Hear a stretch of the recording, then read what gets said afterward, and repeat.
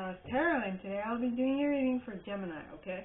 This is for any placement you have a Gemini in your chart. If you, great. If not, great as well. If you have a problem, you probably have a message in here for you, so keep an ear out. And if you are a cross-watcher, I welcome you with open arms because who knows, I was a cross-watcher for many a video myself, so I get you and I got you. But if you are a cross-watcher, you also must understand that I might rat you out. Sorry.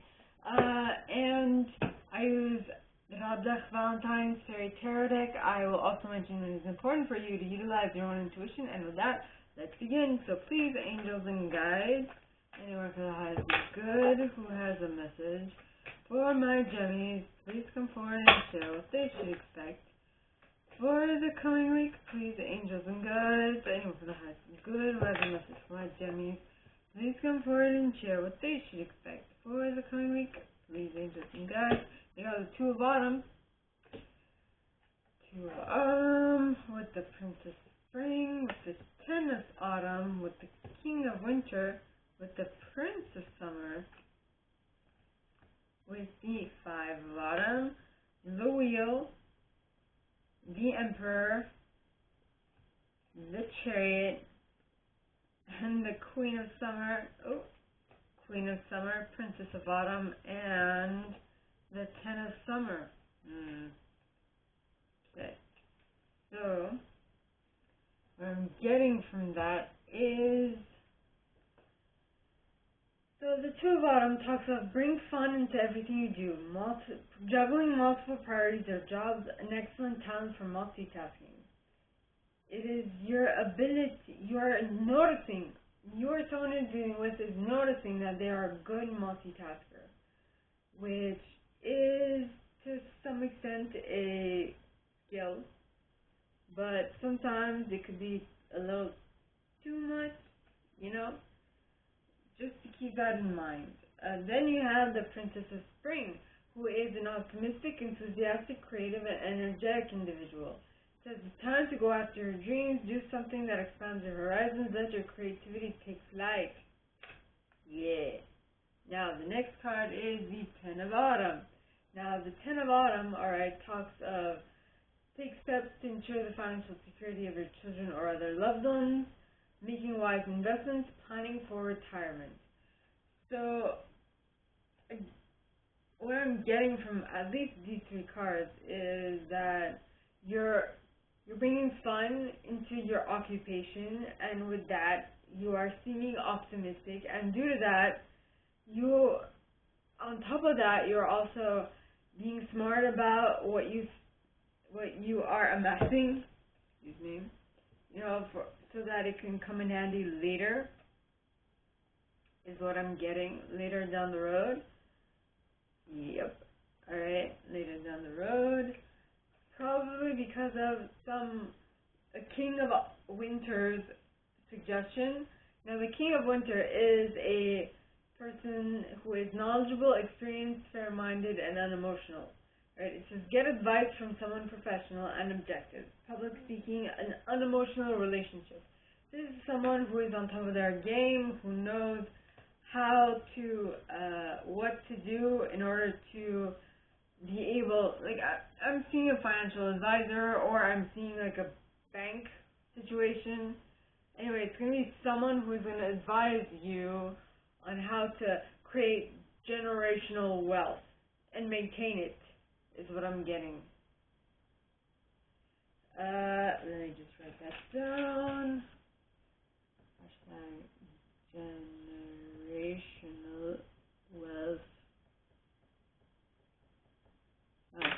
Then you have the Prince of Summer.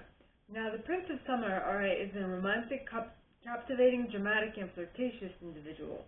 It says, falling in love suddenly, being swept off your feet, the need to stay grounded during a very emotional experience. Aha! Yeah! So, you might be attracting this type of person in, or this person is coming in to teach you, like, an important life lesson, which in both cases are important, right? To know the distinction is somewhat necessary so that you know what, like if this is not what you want to attract, so you know what to do next time around this type of person comes in, because you attract everything in your life. Everything. Everything happens because you instigated it. It's kind of odd, I know, but the minute you realize that you have all the power in your hands, you also have all the power to attract. You also have all the power to detract. So you are more in control of your life than you think, is what I'm getting. So the next card, being the Five of Autumn, okay, talks of reach out to others for assistance. Poor timing for a career change. Feeling challenged by money issues. Now this might be related to this Prince of Summer, or it might be relative to something else. But whatever it is, I feel like you're gonna feel like you need some help in some form I don't know what that means for every single one of you, but for some of you it might just be money. For others of you it might be assistance in how to deal with a Prince of Summer, or how to live your life to the best of your ability.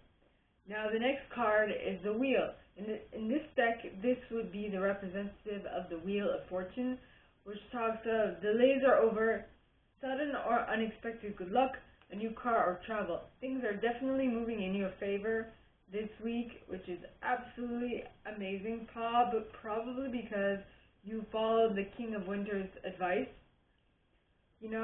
how to create generational wealth, which is what you see with the Ten of Autumn. So probably you want to create generational wealth, and you're like, okay, I have to go see a professional, and I mentioned that before, so I'm repeating myself. Excuse me. Now the next card is the Emperor. Now the Emperor talks of use logic and structure to increase your success.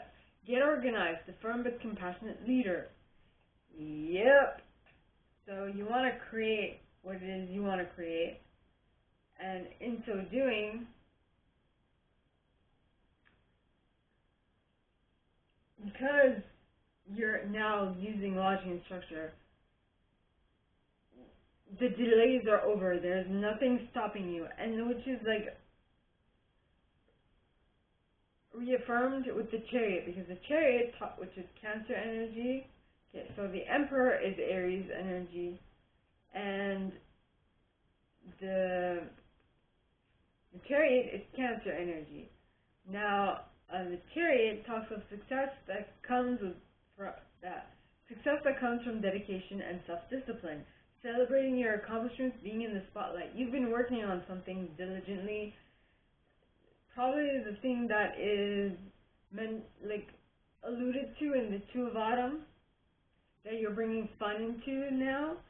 And due to your being diligent about it, and you found a way to make it more interesting and such, you are now able to reap the reward.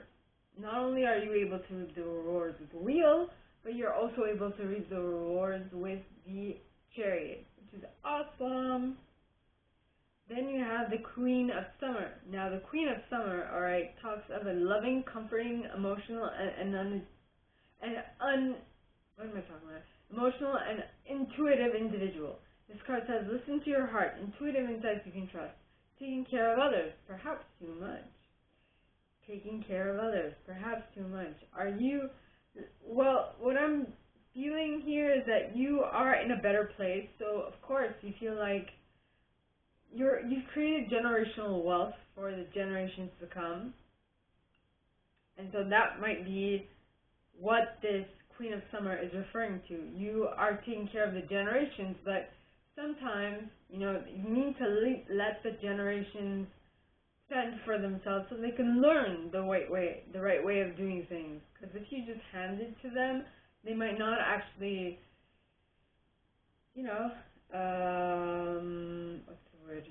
appreciate what they actually have. Now, the next card is the Princess of Autumn. Now, the Princess of Autumn talks of the Princess of Autumn is a studious, responsible, cheerful, and mischievous individual. It says, having news about your career, promotions, or scholarships. well thought out plans that go perfectly, needing a little push to get going. Yep. Needing a little push to get going.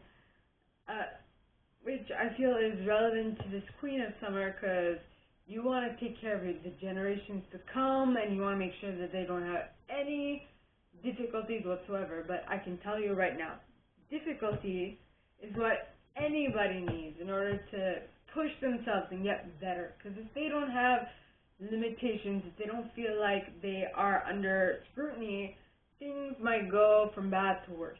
Okay? I'm just saying. Now, the next card being the Ten of Summer, which is emotional fulfillment. It talks about that. It says, an emotionally fulfilling life with family or friends, raising children wisely, people you can trust. What I say, right? So if you really want to create generational well-being, generational emotional fulfillment, I feel like you need to let them make their own mistakes. Like, okay, yeah, it's good to give them some money or to make them feel like they aren't in the doghouse, but they still need to work for themselves. They still need to fend for themselves so that they know what to do and to do it the right way. Because if you make it too easy for them, then they might take things for granted, and then they won't necessarily be able to fend for themselves, if you know what I mean. You know, they might take things for granted. Where was it? They might take things for granted. They might not be able to fend for themselves after some point, because you or this generation or your generation has not really taught them how to. You know? So, my gorgeous Gemini. There's something in my mind that goes, Gemmy. I'm like, nah, it's not Gemmy. Yeah, it's Gemmy. And I'm like, really? Is it Gemmy? Don't worry. Internal conflict. So, my gorgeous Gemmies, I wish this is all I have for you guys this week. If you like this and if you'd like me to go deeper into your specific situation, please contact me at the email in the box below, and it'll be my pleasure to assist. In that same box, you'll find a little description of this video and my price.